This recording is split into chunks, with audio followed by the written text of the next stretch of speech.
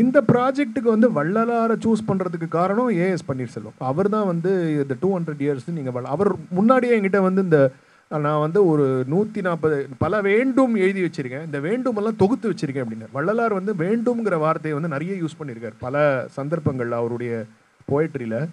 So அதை வந்து ஒரு ஒரு தொகுப்பாக நான் எடுத்திருக்கேன். அதை வந்து நீங்கள் மியூசிக்கலாக பாட முடியுமான்னு என்கிட்ட கேட்டுருக்கார் முன்னாடி. அது அப்படியே இருந்தது, அது ஒருத்தரம் பேசிட்டு விட்டுட்டோம்.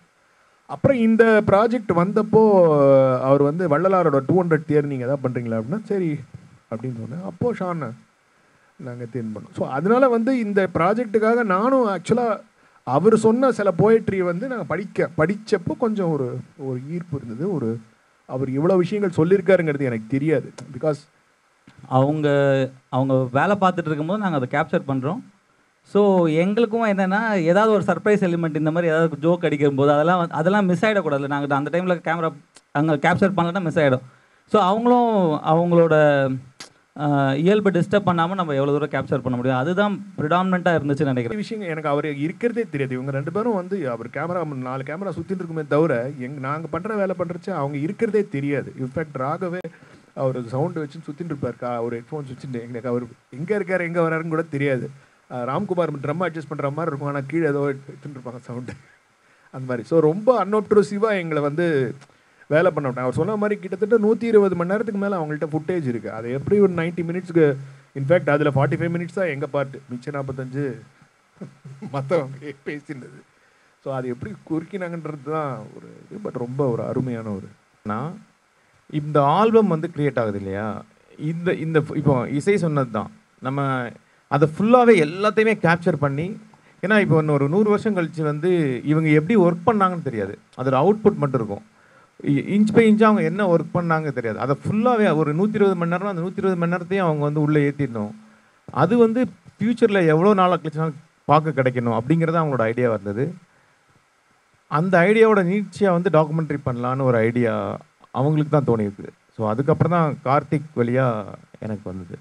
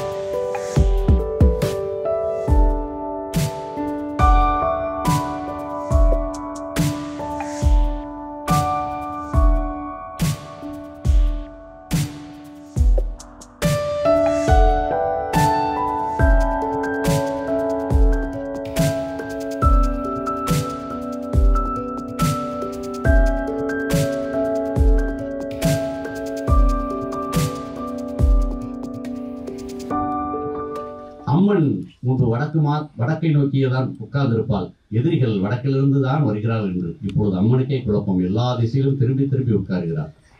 அப்படியான ஒரு காலகட்டத்தில் அன்பை விதைக்கின்ற, அன்பு மாத்திரமே மாணவ குலத்திற்கு விடுதலையை தரும் என்ற செய்தியோடு வள்ளலார் அதைத்தான் நமக்கு அதை சொல்கிறார். மானுட குலம் வேறு எதன் வழியாகவும் விடைபெறுவதற்கான வாய்ப்பே இல்லை, அன்பின் வழியாக மாத்திரம்தான் விடைபெற முடியும். அப்படியான ஒரு காலகட்டத்தில் இந்த ஆவணப்படத்தை நாம் இங்கு திரையிடுகின்றோம். ஒரு சிறந்ததை கொண்டாட வேண்டும். தமிழ் சமூகம் பொங்கல் தீபாவளி கொண்டாடியே ஓய்ந்து போய்விட்டது. சிறந்ததை கொண்டாடுவதற்கான தருணங்களும் கண்டுபிடித்தல்களும் நம்மிடம் மிக குறைவாகவே இருக்கின்றன. சிறந்ததை கொண்டாடுவதன் வழியாகத்தான் மறுபடியும் சிறந்தது வருவதற்கான சாத்தியப்பாடுகளை உருவாக்க முடியும். அதற்கே இந்த கூடுகை. சிறந்ததை செய்தவர்களுக்கு அது பெரும் ஊக்கத்தை தரும். சிறந்ததை யாருமே கவனிக்கவில்லை என்றால் அது பெரும் விரக்தியையும் ஒரு விதமான நம்பிக்கை இழப்பையுமே உருவாக்கும். இந்த திரையிடல் ரஃபீக் இஸ்மாயில் இயக்கி சான்றோடல் இசையில் நமது காலத்தின் மகத்தான சஞ்சய் சுப்ரமணியம் பாடி வந்திருக்கக்கூடிய இந்த ஆவணப்படத்தை நாம் எல்லோரும் கூடி கொண்டாடுவதற்கே இந்த நிகழ்வு. அன்பு மாத்திரமே இன்றைய செய்தி. அன்பு அன்பு அன்பு ஒன்றேதான். அதற்கே இந்த கூடுகை. நன்றி, வணக்கம்.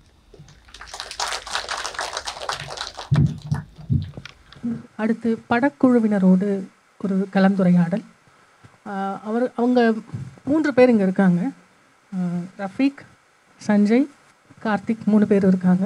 ஒளிப்பதிவாளர், இயக்குனர், பாடகர். அவங்க 3 பேரிடமும் நானும் சாம்ராஜும் மாற்றி மாற்றி கேள்விகள் முதலில் கேட்டு விடுகிறோம். அதற்கு பிறகு ஒளி வாங்கி உங்கள் பக்கம் வரும். நீங்கள் கேட்கலாம், கேள்விகள் கேட்கலாம். கேட்கறதுக்கு தயாராக இருங்க. ஒளிப்பதிவாளர் கார்த்திக் துமார். ஒன்றும் அப்பெல்லாம் ரொம்ப சிக்கலான கேள்விகள் இல்லை கார்த்திக். நீங்கள் ஏற்கனவே பணிபுரிந்த படங்களில் குதிரைவால் திரைப்படங்கள், குதிரைவால், டெவில், பிரியாணி, வீட்டில் விசேஷம், மாறா போன்ற படங்களில் நீங்கள் ஒளிப்பதிவு செய்திருக்கீங்க. இந்த ஆவணப்படத்தை ஒளிப்பதிவு செய்யும்போது என்ன மாதிரியான ஒரு காட்சி மொழி வேணும் அப்படின்றத பற்றி நீங்களும் இயக்குனரும் என்ன மாதிரி பேசி இதை முடிவு பண்ணீங்க அப்படின்றத பற்றி தான் சார். டாக்குமெண்ட்ரி பொறுத்த வரைக்கும் ஆக்சுவலி அந்த மாதிரி ப்ரீ பிளான்டாக எதுவும் பண்ணல. ஏன்னா என்ன நடக்க போகுதுன்னே ஃபஸ்ட்டு தெரியல. இவங்களுமே கம்போசிங் ஆன் த வே பண்ணிகிட்டே இருக்காங்க. நாங்கள் அவங்கள ஃபாலோ பண்ணிகிட்டு இருக்கோம். ஸோ அப்படி இருக்கும்போது ப்ரீ பிளான்டாக எதுவும் போக முடியல. பட் என்ன எங்களால் யோசிக்க முடிஞ்சதுன்னா, லைக் 3 கேமராஸ் இருந்துச்சு. ஸோ நாங்கள் கேப்சர் பண்ணிட்டே இருப்போம் அவங்கள. ஸோ ஐ திங்க் இப்போ நம்ம பார்த்தது 1.5 hours. பட் ஐ திங்க் எங்ககிட்ட ஆல்மோஸ்ட் 20 hours மேலே, I mean almost 20 days throughout, from morning to evening அவங்க ஒரு செஷன் போனாங்கன்னா ஃபுல் செஷன் எங்ககிட்ட வீடியோ இருக்குது. ஸோ என்ன நாங்கள் மேக்ஸிமம் என்ன ப்ரிப்பேர் பண்ண முடியும் டாக்குமெண்ட்ரியில் அப்படின்னா, ஹவு மச் ஆஃப் அங்கே ரியலாக ஒரு விஷயம் நடந்துகிட்ருக்கு, அவங்கள டிஸ்டர்ப் பண்ணாமல் நம்ம எப்படி கேப்சர் பண்ணணும். ஸோ தட் நாங்கள் ஒரு என்ன சொல்கிறது, அவங்களுக்கு வந்து நாங்கள் ஒரு டிஸ்டர்பன்ஸ் ஆகிடக்கூடாது. ப்ளஸ் இவங்க வந்து சவுண்டும் ரெக்கார்ட் பண்ணுறாங்க. ஸோ நாங்கள் கொஞ்சம் சைலண்ட்டாகவும் இருக்கணும். லைக் நாங்கள் மூவ் அரௌண்டும் சைலண்ட்டாக இருக்கணும்.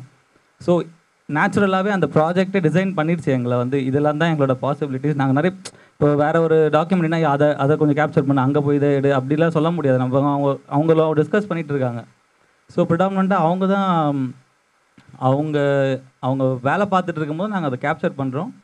ஸோ எங்களுக்கும் என்னென்னா, ஏதாவது ஒரு சர்ப்ரைஸ் எலிமெண்ட் இந்த மாதிரி ஏதாவது ஜோக் அடிக்கும்போது அதெல்லாம் மிஸ் ஆகிடக்கூடாது. நாங்கள் அந்த டைமில் கேமரா அங்கே கேப்சர் பண்ணலன்னா மிஸ் ஆகிடும். ஸோ அவங்களும் அவங்களோட இயல்பை டிஸ்டர்ப் பண்ணாமல் நம்ம எவ்வளோ தூரம் கேப்சர் பண்ண முடியும், அதுதான் ப்ரிடாமினண்ட்டாக இருந்துச்சுன்னு நினைக்கிறேன் மோஸ்ட்டாக. ஆமாம், நன்றி. அடுத்த கேள்வி சஞ்சய் அவர்களுக்கு. இந்த ஆவணப்படத்தில் நீங்கள் சொல்கிறீங்க எல்லோரும் ஒரு வகையில் வந்து கன்சர்வேட்டிவாக தான் இருந்திருப்போம். நானே இப்படி ஓப்பன் அப் ஆகி வெளில வருவேன்னு நான் நினச்சதில்லை. இது எனக்கு ஒரு லைஃப் சேஞ்சிங் மொமெண்ட்டுன்னு சொல்கிறீங்க. அதை இன்னும் கொஞ்சம் நீங்கள் விளக்க முடியுமா, ஏன் அப்படி சொன்னீங்கன்னு? இதுக்கு மேலே விளக்குறதுக்கு என்ன இருக்குது சார்? பாடியே காமிச்சிட்டேன். இல்லை, அது என்னென்னா, நான் ரொம்ப வருஷம் வந்து ஒரு தீவிரமாக இருந்தேன், இதை தான் பாடுவேன் அப்படின்னு. ஒரு கிட்டத்தட்ட 30 வருஷங்கிட்ட நான் வந்து கர்நாடக இசை தான் பாடுவேன் அப்படின்றது. அதுலேயும் வந்து மேடை கச்சேரிகள் தான் பண்ணுவேன். அப்போவே வந்து கர்நாடக இசை கலைஞர்கள் செய்த பல விஷயங்களை நான் செய்ய மாட்டேன்னு ரொம்ப தீவிரமாக இருந்தேன். ஸோ அந்த விதத்தில் வந்து நான் என்னெல்லாம் பண்ண மாட்டேன்னு சொல்லியிருந்தேனோ அதெல்லாம் பண்ணிகிட்டு இருக்கேன் இப்போது. ஸோ அந்த விதத்தில் ஒரு சேஞ்ச் தானே இதுக்கு. அதில் வந்து எத்தனையோ விஷயங்கள் அடங்கியிருக்கு. நான் பாடுறதோ இல்லை வந்து என்ன பாடுறேன், எப்படி பாடுறேன், என்ன மாதிரி மியூசிக் பாடுறேன், கொலாபரேஷன், இதெல்லாம் வந்து எதுவுமே வேண்டான்னு சொல்லியிருந்தேன். ஸோ இப்போ நான் இன்றைக்கி செய்கிற விஷயங்கள் எல்லாம் எனக்கு முன்னாடியே வந்த விஷயங்கள் தான். பட் அப்போ வந்து நான் அதை பண்ணக்கூடாது. ஏன்னா அதுக்கு வந்து காரணங்கள் வந்து அந்த சமயத்தில் வந்து இல்லை, இது வந்து ஒரு உன்னதமான இசை, நீங்கள் வந்து கலங்கப்படுத்துறீங்க, அந்த மாதிரி கிடையாது. ஆக்சுவலாக வந்து என்னோடய ஆர்கியூமெண்ட் அப்போவே என்னென்னா, கிரிக்கெட் விளையாடுறோம், ஃபுட்பால் விளையாடக்கூடாது, விளையாட முடியாது. அவன் கிரிக்கெட்டராக இருந்தான்னா அவன் ஃபுட்பால் விளையாட போகிறதில்ல, இல்லை ஹாக்கி விளையாட போகிறதில்ல. அந்த மாதிரி தான் நான் வந்து கர்நாடக இசையை வந்து நினச்சேன். ஸோ வேறு ஏதாவது இசை பாடணுன்னா அது வந்து மைண்ட்லேருந்து, பாடியிலேருந்து, வாய்ஸ்லேருந்து எல்லாமே மாற்றி செய்யக்கூடிய விஷயங்கள். அதுக்கு எனக்கு நேரமும் டைமும் இல்லை. அதுக்காக வந்து நான் அதை எந்த விதத்துலையும் குறைச்சி சொல்லலை. நான் செய்கிற விஷயங்களில் எனக்கு எத்தனையோ சாதனைகள் செய்யணும் அப்படின்ற ஒரு வேகம் இருந்ததுனால அதுக்கு எனக்கு அந்த டைம் தேவைப்பட்டது. அதனால நான் அதை பண்ணேன். அது ஒரு வயசான அப்புறம் வந்து சரி பண்ணிட்டோமே அப்படின்னு தோன்றதில்ல. அப்போ வேறு சில விஷயங்கள் பண்ண டைம் இருக்குது இப்போது செய்யறதுக்கு. அதனால் அதுதான் மாற்றம். சார் வணக்கம். ஒரு படைப்பாளியோட படைப்பில் நம்ம தொடர்ந்து தோய்ந்து அதோடைய குறிப்பிட்ட காலம் பயணிக்கும் பொழுது அந்த படைப்பாளனுடைய கருத்தியல் அல்லது அந்த படைப்பு ஏதோ ஒரு வகையில் நம்மை பாதிக்கும், நம்மளுடைய அகத்திலும் புறத்திலும் ஏதோ ஒரு மாற்றங்களை நிகழ்த்தும். வள்ளலாருடைய பாடல்கள் உங்களுக்கு உங்களுடைய அகத்திலும் புறத்திலும் என்ன மாதிரியான மாற்றங்களை நிகழ்த்தும்? ஆக்சுவலாக என்னுடைய ஒரு வள்ளலாருடைய இருக்கக்கூடிய ஒரு இசை தொடர்பான உறவு வந்து முன்னாடியே இருந்தது. நான் வந்து மார்கழி மகா உற்சவத்தில் 2006 7 வந்து முழு நேர கச்சேரியாக வள்ளலார் பாடல்கள் பாடியிருக்கேன். அதுக்கு வந்து ஒரு கிட்டத்தட்ட ஒரு 15 வருஷம் முன்னாடி ஏர்லி 90s வந்து ராமலிங்கர் பணிமன்றத்துலலாம் கச்சேரி பாடியிருக்கேன். அப்போ ஆனால் முழுசாக வள்ளலார் பாடல்கள் தான் நான் பாடினதில்லை. பட் ஒரு 7 பாட்டு பாடுறச்சே 2 பாட்டு வள்ளலார் பாடுவோம், 1 பாட்டு வள்ளலார், அந்த மாதிரி அப்படி தான் பண்ணிட்டு இருக்கோம். ஸோ இந்த மார்கழி மகா உற்சவத்தில் தான் நான் முதல்ல முழு நேர கச்சேரி வள்ளலார் கச்சேரி பாடல் நினச்சேன். அதுக்கு எனக்கு வந்து பெரிய ஒரு இன்ஸ்பிரேஷன் வந்து எனக்கு அந்த சமயத்தில் நிறைய மிருதங்க வாசிட்டு இருந்தவர் குருவாயூர் துரை, அவருடைய சிஸ்டர் வந்து அந்த காலத்தில் குருவாயூர் பொன்னம்மாள்னு பாடிட்டு இருந்தாங்க. குருவாயூர் பொன்னம்மாள் தான் வந்து 1960களில் வந்து ஆல் இண்டியா ரேடியோவில் வள்ளலார் பாடல்களை முழு நேர இசை நிகழ்ச்சியாக பாடியிருக்காங்க கச்சேரியில். அப்போ அவங்க வந்து ஒரு புஸ்தகம் வந்து பப்ளிஷ் பண்ணாங்க. கூசா கிருஷ்ணமூர்த்தி அதுக்கு வந்து உரையெல்லாம் எழுதி பப்ளிஷ் பண்ணியிருந்தாங்க புக்கில். அதில் வந்து நிறைய இன்ஃபேக்ட் arutpa.org அது ஒரு வெப்சைட் இருக்குது.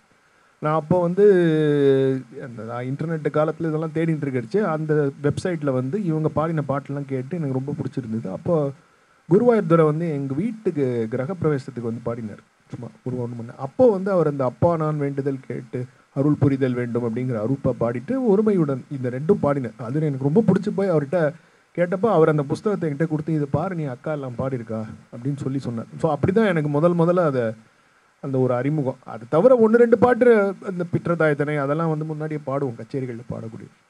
ஸோ அதனால் அந்த அளவுக்கு எனக்கு வந்து வள்ளலாரோட ஒரு தொடர்பு இருந்தது. பட் ரொம்ப ஒரு டீப்பான ஒரு இன்வால்மெண்ட்லாம் கிடையாது. இலக்கிய ரீதியாவோ இல்லை வந்து பர்சனலாவோ அந்த மாதிரிலாம் கிடையாது. இசை சம்மந்தமாக எனக்கு எப்படி இதை நான் வந்து எடுத்துகிட்டு போகலாம் அப்படிங்கிற ஒரு ரிலேஷன்ஷிப் தான்.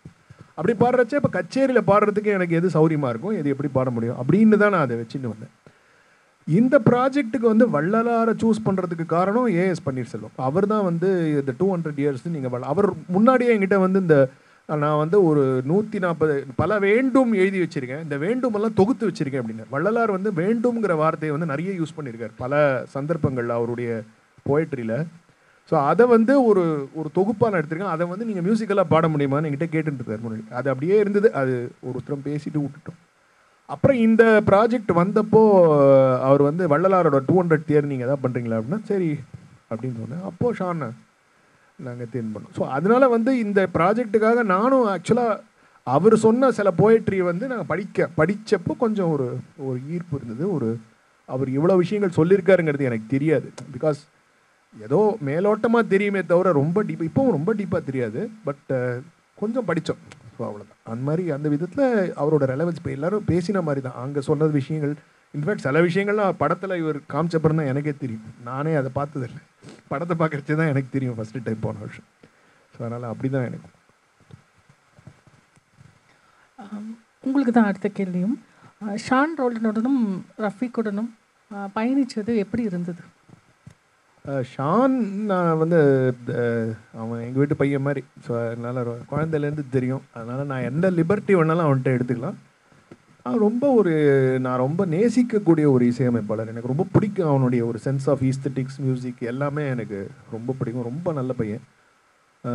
அவன் ஃபேமிலிலாம் எனக்கு ரொம்ப க்ளோஸாக பழக்கம். அவங்க அப்பா எனக்கு நிறைய மிருதங்க வச்சுருக்காரு கச்சேரிலாம். ஸோ அதனால் ஷானோட அது வந்து ஒரு ஆன்கோயிங் ரிலேஷன்ஷிப் தான். ஒன்றும் இல்லைனாலும் ஒரு 10-15 நாளைக்கு ஒரு தரம் நாங்கள் சந்தித்து ஏதோ பேசிகிட்டு இருப்போம். ஸோ அதனால் ஒரு பர்சனல். இவரை வந்து இப்போ தான் எனக்கு பரிச்சயம். நிஜமாக ஒரு ரொம்ப ரொம்ப ஒண்டர்ஃபுல் பயணம் எங்கள் 2 பேருக்குள்ளே நடந்ததுன்னு நான் சொல்லணும். ஏன்னா நிறைய விஷயங்கள் அவர் ஃபஸ்ட்டு அவர் மீட் பண்ணப்போ நரேந்திரன் அந்த இதில் அவர் தான் சொன்னார், ரஃபீக் இஸ்மாயில்னு அவர் தான் பண்ண போகிறார் படம், ரத்த சாட்சின்னு ஒரு படம் எடுத்திருக்காரு, நீங்கள் பார்க்கணும் அப்படின்னு. அந்த மாதிரி ஒரு படம் வந்ததே எனக்கு தெரியாது. ஸோ அதுக்கப்புறம் நாங்கள் போய் அதை பார்த்துட்டு அப்புறம் மீட் பண்ணப்போ கார்த்திக் இவங்கெல்லாம் மீட் பண்ணப்போ நிறைய ரொம்ப சீக்கிரம் நாங்கள் ஹிட் ஆஃப் பண்ணிட்டோம். ஏன்னா எனக்கு வந்து நம்ம ஒருத்தரோட ஒர்க் பண்ணுறோம் அப்படின்னா எனக்கு உடனே எனக்கு அவளை வந்து எல்லா விதத்துலேயும் ஒத்துக்கணும் ஃபஸ்ட்டு. அப்போ தான் என்னால் ஒர்க் பண்ண முடியும். சரியில்லை அப்படின்னா நான் ஒதுங்கிடுவேன். ஸோ அதனால் ஃபஸ்ட்டு மீட்டிங்லேயே எங்களுக்கு எல்லாம் செட் ஆகிட்டு, அவருக்கு செட் ஆகிட்டுன்னு நினைக்கிறேன். நான் மட்டும் சொல்லிட்டு இருக்கேன்.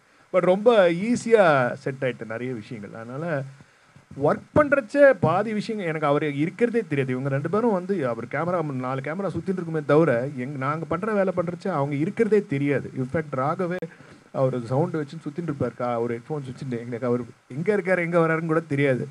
ராம்குமார் ட்ரம் அட்ஜஸ்ட் பண்ணுற மாதிரி இருக்கும், ஆனால் கீழே ஏதோ எடுத்துட்டு இருப்பாங்க சவுண்டு அந்த மாதிரி. ஸோ ரொம்ப அன்அப்ட்ரூசிவாக எங்களை வந்து வேலை பண்ண விட்டேன். அவர் சொன்ன மாதிரி கிட்டத்தட்ட 120 மணி நேரத்துக்கு மேலே அவங்கள்ட்ட ஃபுட்டேஜ் இருக்குது. அது எப்படி ஒரு 90 மினிட்ஸ்க்கு, இன்ஃபேக்ட் அதில் 45 மினிட்ஸ் தான் எங்கள் பார்ட்டு, மிச்சம் 45 மற்றவங்க பேசினது. ஸோ அது எப்படி குறுக்கினாங்கன்றது தான் ஒரு இது. பட் ரொம்ப ஒரு அருமையான ஒரு ஒர்க். ரஃபீக், உங்கள் முறை.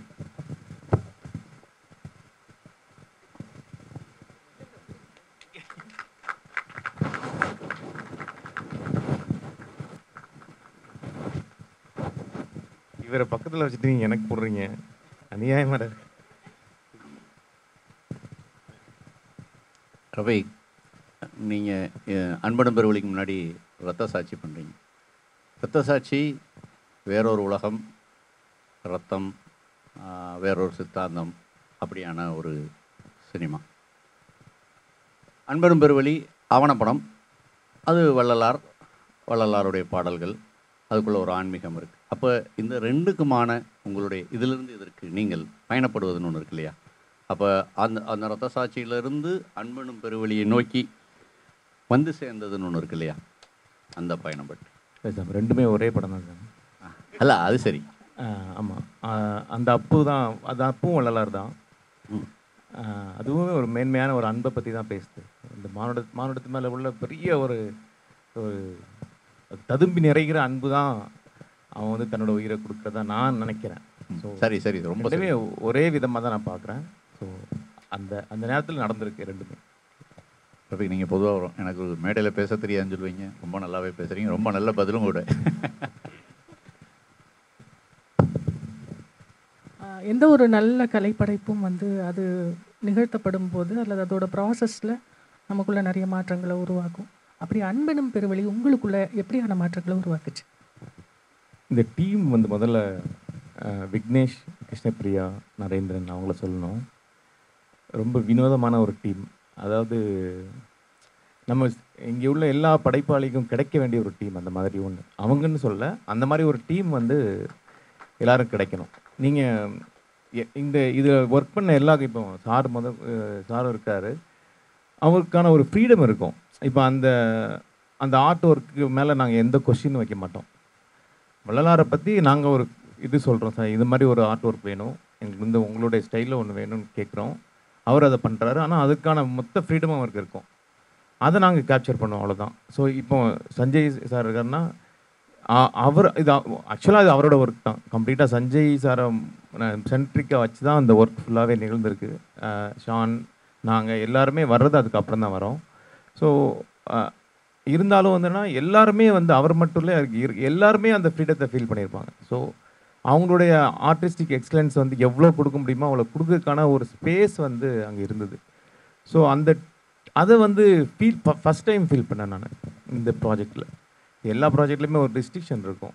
ஏன்னா இந்த ஆடியன்ஸ்க்கு போய் ஒன்று இது பண்ணணும், அவங்களுக்கு புரியணும், இல்லை ஏதாவது ஒன்று இருந்துகிட்டே இருக்கும். அப்படி எதுவுமே இல்லைங்க. ஸோ ஒரு கான்ட்ரிபியூஷன் இருக்கும். அதுதான் இதில் வந்து எனக்கு நான் எக்ஸ்பீரியன்ஸ் பண்ணுறதுல பெரிய விஷயமாக இது பண்ணுறேன். அப்புறம் இசை சொன்ன மாதிரி தான். இசை வந்து இவருங்க, அவங்க பாடகி, அவங்க பேர் கேபி சுந்தராமலோட இதுக்குள்ளே போய் ஒரு டீ கொடுக்குற பையனாக போய் பார்க்க மாட்டோமா அப்படின்னு அவர் சொல்கிறார்ல, அதை நான் நிஜமாகவே அனுபவித்தேன். அவ்வளோதான். இவங்க எல்லாம் வந்து வேலை பார்த்து நான் உட்காந்து வேடிக்கை பார்த்துட்டு இருந்தேன். முதல்ல சொன்ன மாதிரி நானும் பேசிகிட்டு அதுதான். எந்த விதத்துலையும் அவங்களோட ஃப்ளோ டிஸ்டர்ப் ஆகிடக்கூடாது, அவங்க கான்ஷியஸ் ஆகிடக்கூடாது. ஏன்னா அவங்க நிஜமாவே இதுக்கு சாருக்கு பிரச்சனை இல்லை, ஆனால் மற்றவங்க எல்லாருமே வந்து இதுக்கு பழக்கப்பட்டிருக்க மாட்டாங்க. ஏன்னா எல்லாருமே வந்து அவங்க வேலையில் கவனமாக இருப்பாங்க. நம்ம போய் கேமராவை தூக்கி இங்கே வச்சுட்டு இருப்போம், அதெல்லாம் இருக்கும். ஸோ டக்குன்னு அவங்களுக்கு கவனம் சிதறிடும். கான்ஷியஸ் ஆகிட்டாங்கன்னா ஒரு மாதிரி அவங்க கொஞ்சம் இயல்பாக இருக்க மாட்டாங்க, அது தெரியும். அப்படிங்கிறதுக்காக நாங்கள் அது மட்டும்தான் நாங்கள் பேசினோம் முதல்ல. எதுவுமே டிஸ்டர்ப் ஆகிட்டேன்னா அந்த இடமே கொஞ்சம் சின்னதாக தான் இருக்கும் முதல்ல. அதுக்கப்புறம் கொஞ்சம் பெரிய ஸ்டுடியோ வந்தது. ஸோ அந்த ஒரு சவால் இருந்தது. ஸோ என்ன சொல்ல வந்தோம், சொல்லவே விட்டேன். உங்களுக்குள்ள நிகழ்த்தின மாற்றங்களை பற்றி கேட்டேன். அப்புறம் வள்ளலார் வழக்கம் போல் நம்ம ஒரு கண்டென்ட்டுக்குள்ளே உள்ளே போகும்போது அந்த கண்டென்ட் நமக்கு நிறைய திறக்கும்ல. டாக்குமெண்ட்ரிஸ்க்கு அந்த பெரிய பவர் இருக்குது.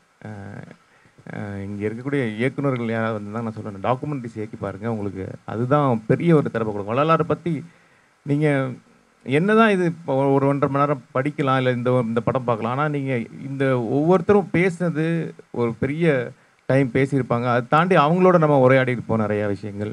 ஸோ அது நிறைய ஒரு திறப்பை கொடுக்கும் இல்லையா. ஸோ அந்த ஒரு டேக்கவே இருக்குது இதில் எனக்கு. நன்றி ரவி. ரவி, தமிழில் ஒரு முன்மாதிரி இல்லாத ஒரு ஆவணப்படம் அன்பனும் பெருவழி. ரொம்ப முக்கியமான காரணம் அதில் மியூசிக் இருக்குது அப்படின்றது. இப்போ இந்த மாதிரியான ஒரு ஃபார்மை இதுக்கு தேர்ந்தெடுக்கிறதுன்ற ஒரு தீர்மானத்துக்கு எப்படி வரீங்க? எந்த மாதிரி ஃபார்ம் சார்? பாடலும் ஒரு ஆவணம். இப்போ இல்லை, அது வந்து நரேந்திரன் கிருஷ்ணபிரியாவோட அவங்களோட ஐடியா தான். முதல்ல வந்து அவங்க வந்து சஞ்சயோட ஒர்க் பண்ணணுன்னு முடிவு பண்ணுறாங்க. அதுக்கப்புறம் வந்து வள்ளலார் அதில் ஒர்க் பன்னீர்செல்வம் வந்து வள்ளலாருங்கிறத தீர்மானிக்கிறாங்க. அவங்க என்ன ஒர்க் பண்ணணும்னு நினைக்கிது என்னென்னா, இந்த ஆல்பம் வந்து க்ரியேட் ஆகுது இல்லையா, இந்த இப்போ இசை சொன்னது தான், நம்ம அதை ஃபுல்லாகவே எல்லாத்தையுமே கேப்சர் பண்ணி, ஏன்னா இப்போ ஒரு 100 வருஷம் கழித்து வந்து இவங்க எப்படி ஒர்க் பண்ணாங்கன்னு தெரியாது, அதோட அவுட்புட் மட்டும் இருக்கும். இன்ச் பை இன்ச்சாக அவங்க என்ன ஒர்க் பண்ணாங்க தெரியாது. அதை ஃபுல்லாகவே ஒரு 120 மணி நேரம், அந்த 120 மணி நேரத்தையும் அவங்க வந்து உள்ளே ஏற்றிடணும். அது வந்து ஃப்யூச்சரில் எவ்வளோ நாளாக கழிச்சுனாலும் பார்க்க கிடைக்கணும் அப்படிங்கிறது அவங்களோட ஐடியா வந்தது. அந்த ஐடியாவோட நீட்சியாக வந்து டாக்குமெண்ட்ரி பண்ணலான்னு ஒரு ஐடியா அவங்களுக்கு தான் தோணியிருக்கு. ஸோ அதுக்கப்புறம் தான் கார்த்திக் வழியாக எனக்கு வந்தது அந்த ஆப்பர்ச்சுனிட்டி. அதுக்கப்புறம் தான் அது அப்படி டிசைன் ஆனது. ஸோ அதுக்கப்புறம் உள்ள ஸ்ட்ரக்சர்லாம் இது எப்படி ஸ்ட்ரக்சர் பண்ணுறதுங்கிறது அது டாக்குமெண்ட்ரி பண்ண உள்ளே போனதுக்கப்புறம் தான் அந்த ஸ்ட்ரக்சர் க்ரியேட் ஆகும். ஒரு மோஸ்ட்லி அது எடிட்டில் தான் லாஸ்ட்டாக க்ரியேட் ஆகும். அது ஓகே, நன்றி. அவர் சொல்கிறதுக்கு ஒரு அடிஷன் நான் சொல்கிறேன். ஆக்சுவலாக இந்த ப்ராஜெக்ட் வந்து எப்படின்னா வந்து அவளுடைய டெஃபினிஷன், தட் இஸ் விக்னேஷ் தான் ப்ரொடியூசர் இதுக்கு, ஒன் மை ஃபவுண்டேஷன் ஃபவுண்டர். அவர் சொன்னது வந்து இது வந்து ஒரு ஆர்ட் கமிஷன் அப்படின்னாரு. அது ஆர்ட் கமிஷனுங்கிறது ஒரு பழமையான ஒரு டேர்ம். அது இன்றைக்கி வந்து ஒரு ஜென்ரலாக வந்து இட்ஸ் நாட் தேர். அது என்னன்னா, ஒருத்தனுக்கு தோன்றது எனக்கு இந்த மாதிரி ஒரு விஷயம் நடக்கணும், நீங்கள் அதை நடத்துங்க, உங்களுக்கு எந்த விதமான ரெஸ்ட்ரிக்ஷனும் கிடையாது, உங்களுக்கு என்ன செலவாகிறதோ அதை நான் பார்த்துக்கிறேன், சரி உனக்கு என்ன கிடைக்கும் இது அப்படின்னு நம்ம திருப்பி கேட்டோம்னா, எனக்கு உங்கள் கூட நீங்கள் செய்கிற வேலையில் பண்ணுறீங்க இல்லையா, அதுலேருந்து எனக்கு ஒரு லேர்னிங் கிடைக்கிறது, அதுதான் எனக்கு. இது வந்து ரொம்ப ஒரு உன்னதமான ஒரு தாட் ப்ராசஸ். அது வந்து ரொம்ப ரேர் கிடைக்கிறது. அது வந்து எங்களுக்கு கிடைச்சது ஒரு பெரிய பிளெஸ்ஸிங். அதுதான் சொல்லணும். அவர் பாஷையில் சொல்லணும்னா வள்ளலாரே நடத்தி வச்சாருன்னு சொல்லணும். நன்றி சார். ரஃபிக், இந்த எல்லாருமே பேசும்பொழுது சொன்னாங்க வெறுப்பை விதைக்கிற காலத்தில் இந்த படம் வந்திருக்கு அப்படின்னு. அப்படி ஒரு வெறுப்பை விதைச்சிட்ருக்கிற காலத்தில் அன்பனும் பெருவழி என்ன செஞ்சிட்ருக்குன்னு நீங்கள் நினைக்கிறீங்க? தெரியலையே, நிஜமாவே தெரியல. அது செய்யணுங்கிற ஒரு ஆசை இருக்குது. அதில் தான் நம்ம எல்லா ஒர்க்குமே பண்ணுறோம். இந்த ஒர்க் மட்டும் இல்லை, இன்னும் தலைக்குள்ளே இருக்க எல்லா ஒர்க்குமே வந்து ஏதோ ஒன்று செய்யணும்னு நினச்சி தான் நம்ம பண்ணுறோம். அது என்ன பண்ணிகிட்டு இருக்கு நிஜமாவே அது கண்கூட தெரியல. இது இன்னைக்கு நிகழ்ந்தது கூட இப்போ இவங்கெல்லாம் பேசும்போது கூட கொஞ்சம் அது உற்சாகமாக இருக்குது. அவ்வளோ. நீங்கள் ஏற்கனவே வந்து சென்ட் மேரிஸ் சர்ச் பற்றி ஒரு ஆவணப்படத்தை இயக்கியிருக்கீங்க. இது உங்களோட 2வது ஆவணப்படம். அதுக்கு முன்னாடி லைஃப் ஆஃப் ஸ்டார்ஸ்ன்றது உங்களுடைய ஒரு சின்ன குறும்படம், நிறைய அவார்ட்ஸ்லாம் வாங்கினது. அப்புறம் ரத்த சாட்சின்னு ஒரு முழுநீள திரைப்படம். இப்படி நீங்கள் குறும்படம், முழுநீள திரைப்படம், ஆவணப்படம் 3லையுமே நீங்கள் உங்களோட பயணம் இருக்குது. இந்த இதில் வந்து உங்களுக்கு வந்து எது வந்து உங்களுக்கான ஷார்ட் ஃபிலிமா? ஷார்ட் ஃபிலிம் ஏன்னு சொல்ல முடியுமா? அந்த ஃபார்ம் வந்து ரொம்ப ஒரு யூனிக்கான ஃபார்ம் அது அதுதான் நம்மளோட ஓன் எக்ஸ்பிரஷன் ஒன்று இருக்குல்ல, இது எல்லாமே இதுதான். அது டாக்குமெண்ட்ரி வந்து அதுவே தீர்மானிச்சுக்கும். நம்ம அதுக்கு நின்று கொடுத்தா போதும், அவ்வளோதான். அதோட இப்போ நம்மளோட கருத்துக்களை கொண்டு போய் உள்ளே போடாமல் எதுவுமே பண்ணாமல் அதை அப்படி ப்ரெசென்ட் பண்ணணுன்னு ஒரு உண்மை இல்லை. நம்ம அதை எப்படி அதில் குறைகளை மட்டும் களைஞ்சிட்டு நம்ம அதை ப்ரெசென்ட் பண்ணால் போதும்னு தோணும். ஆனால் ஃப்யூச்சர் ஃபிலிம்லேயும் அந்த இதெல்லாம் இருக்குது, அந்த ஸ்ட்ரக்சர் இந்த பிரச்சனைலாம் இருக்குது. ஷார்ட் ஃபிலிமில் மட்டும்தான் அது ரொம்ப ஒரு சுதந்திரமான ஒரு ஃபார்ம். அது நம்ம ஓன் எக்ஸ்பிரஷனை அப்படி பண்ணலாம் என்னன்னாலும்.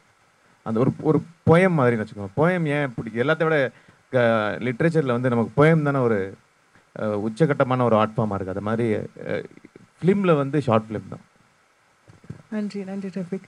இப்போ பேசிகிட்டு இருக்கும்போது திடீர்னு ஒளிப்பதிவாளர்கிட்ட ஒரு கேள்வி கேட்கணும்னு தோணுச்சு. அந்த நமக்கு வள்ளலார்னா அருட்பெருஞ்சோதி அப்படின்றது தான் நமக்கு நினைவுக்கு வருது இல்லையா? இந்த படம் முழுக்கவுமே அந்த ஆவணப்படத்தில் எல்லாரும் பேசுகிறாங்க இல்லையா, அவங்கவுங்க வீடுகளில் போய் தான் நீங்கள் எடுத்திருக்கீங்க. அந்த ஒளி அமைப்பு இருக்கு இல்லையா, அது வந்து ஏதோ ஒரு சின்ன திரியில் விளக்கெறிகிற மாதிரியான ஒரு தன்மை வந்து இருக்குது. இதை நீங்கள் எப்படி கான்ஷியஸாக பண்ணீங்களா? கண்டிப்பாக டார்க்னஸ் வந்து ஃபீல் பண்ணும் அப்படின்றது தான். லைக் ஏன்னா இப்போ they are shedding light to the idea and to the இப்போ என்னென்னா இப்போ இந்த டாக்குமெண்ட்ரி வந்து இது என்ன ஆகுதுன்னா இதுக்கப்புறம் ஒரு எஜுகேஷனல் பர்பஸாக மாறிடுது. இப்போ இந்த மெட்டீரியல் வந்து ஸோ இப்போ அவங்க வந்து ஒருத்தர் வெறும்னே பேசுகிறது வந்து பார்க்கும்போது யூஸ்வலி இந்த டாக்குமெண்ட்ரிஸில் இருக்கிற சில போரிங் ஐடியாஸ் வந்து என்னென்னா ரொம்ப ஃப்ளாட்டாக லைட் பண்ணியிருப்பாங்க அவங்கள. ஸோ அப்போ வந்து நமக்கு கொஞ்சம் என்ன ஆகும்னா எல்லாமே தெரிஞ்சிடும்.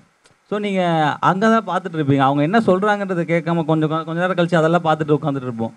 ஸோ அந்த மாதிரி நீங்கள் வந்து மோர் அவங்க என்ன பேசுகிறாங்க க்யூரியஸாக ஆக்கிறதுக்கு என்னென்னலாம் பண்ணணும் அப்படின்னு சொல்லும்போது நம்ம வந்து கொஞ்சம் ஹை கான்ட்ராஸ்டாக லைட் பண்ணலாம் அப்படின்னு சொல்லிட்டு அதுதான் அதோட ஐடியா. ப்ளஸ் அவங்களோட வீட்லேயும் இருக்கிறதுனால நம்ம வந்து ஒருத்தருக்கு ஒரு வாட்டி நம்ம ரெக்கார்ட் பண்ண போகிறோம். இப்போ ஃபார் எக்ஸாம்பிள் அவங்க ஒரு 20 minutes 30 minutes பேச போகிறாங்க அப்படின்னா ஸோ நாங்கள் ஒரு 3 கேமராவையும் வந்து ப்ரீ பிளான்டாக டிசைன் பண்ணி வச்சுட்டு we should make them completely unaware. Like இந்த மாதிரி ஒரு க்ரூ ஒன்று இருக்குது அங்கே இருக்குன்னு இல்லாமல் அவங்க பேச ஆரம்பித்தோன்னே ஆக்சுவலி இது மோர் லைக் அவங்க எவ்வளோ இன்ட்ரெஸ்டிங்காக இன்னொருத்தவங்க கிட்ட கதை சொல்கிற மாதிரி அவங்க ஒன்று சொல்ல ட்ரை பண்ணிட்டு இருக்காங்களா, அதுதான் மோர் நம்ம வந்து ஒரு சினிமேட்டிக்காக கேப்சர் பண்ணும்போது நமக்கு ரொம்ப இன்ட்ரெஸ்டிங்காக இருக்குது அதை பார்க்க. ஸோ அதுதான் அதோட தாட் ப்ராசஸ். நன்றி. திரும்புறதுக்கு முன்னாடியே தோழர் கை உயர்த்திட்டு இருக்கு இல்லையா? யாராவது கேள்விகள் கேட்கணும்னா கை உயர்த்துங்க, மைக் உங்ககிட்ட வரும். நீங்கள் அங்கே இருக்கிற யார்கிட்ட வேணாலும் கேட்கலாம், எல்லாருமே இருக்காங்க.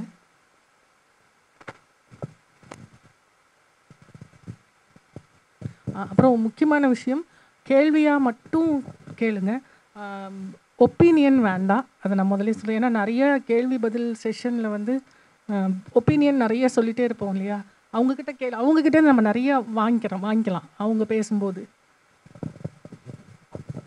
Check, are you nominating this for the Grammys?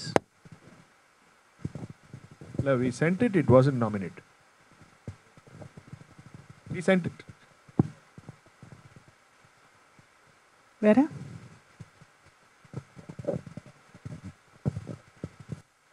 வணக்கம் எல்லாருக்கும். முதல்ல பெஸ்ட் விஷஸ். நல்லா இருந்தது, ரொம்ப நல்லா இருந்தது. எனக்கு ரஃபீக்ட்ட தான் இந்த படம் எடுக்கிற போது இப்போ அவங்க ஆல்ரெடி பிளான் பண்ணிட்டாங்க, ஒரு டிசைன் பண்ணிட்டாங்க, இப்படி தான் பண்ண போகிறோன்னு பிளான் பண்ணிட்டாங்க. உங்களை டைரக்டராக கூப்பிட்றாங்க. இப்போ இதுக்கப்புறம் ஒரு ப்ராசஸ் ஸ்டார்ட் ஆகுது. இதில் எனக்கு தெரிய வேண்டியது என்னென்ன ப்ராப்ளம்ஸ் ஃபேஸ் பண்ணுற மாதிரி இருந்தது. ப்ராப்ளம்னா இது எப்படி வரும்னே தெரியாது, அதுதான் ப்ராப்ளம். தைரியமாக ஓகே சொல்லிவிடுவோம்.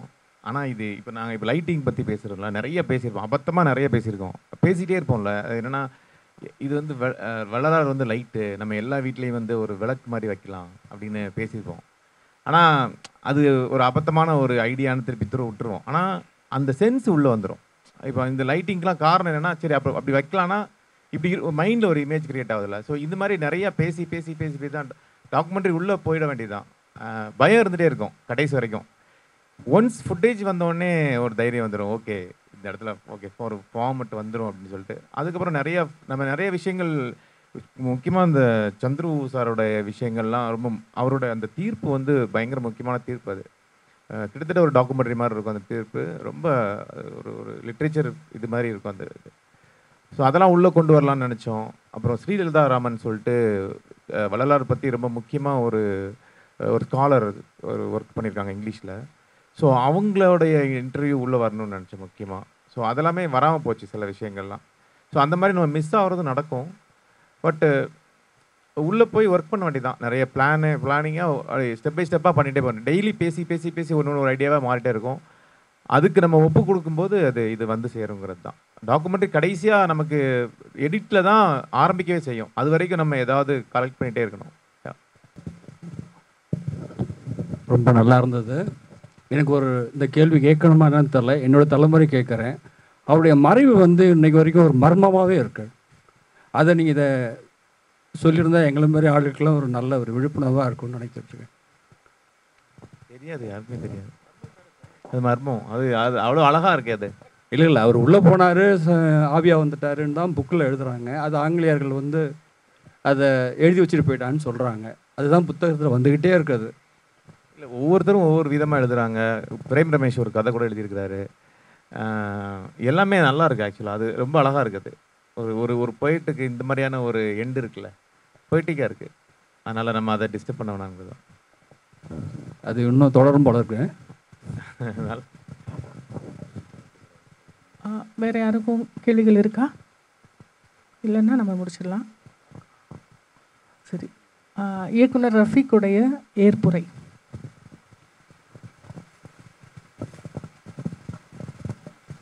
இவ்வளோ எல்லோரும் வந்திருந்து இவ்வளோ நேரம் இருந்து பார்த்ததுக்கு எல்லாருக்கும் நன்றி. சஞ்சய் சார், உங்களுக்கு தனியாக தேங்க்ஸ் சொல்ல முடியாது. ஏன்னா இதுக்கு மொத்தத்துக்குமே சேர்த்து தான் சொல்லணும். ஸோ இது நடந்ததே உங்களால் தான். ஸோ ரொம்ப தேங்க்ஸ். விக்னேஷ்க்கு, கிருஷ்ணபிரியா, நரேந்திரா, அவங்க 3 பேரும் வர முடியல. அவங்க சிங்கப்பூரில் இருக்காங்க. ஸோ அவங்களுக்கும் தேங்க் பண்ணிக்கிறேன். இந்த மாதிரி ஒரு ஒர்க்கு நடந்ததுக்கு. வந்த விருந்தினர்கள் வந்து இசை வந்து ஊர்லேருந்து வந்திருக்காரு. இதுக்காக ஒரு சூப்பரான ஒரு ஸ்பீச் கொடுத்துருக்காரு. இசைக்கு Pralayan, Chandru sir, Vasanth sir, Hariharan sir, எல்லாருக்கும் என்னோடய நன்றிகள். தேங்க்யூ. வந்திருந்த எல்லோருக்கும் நன்றி.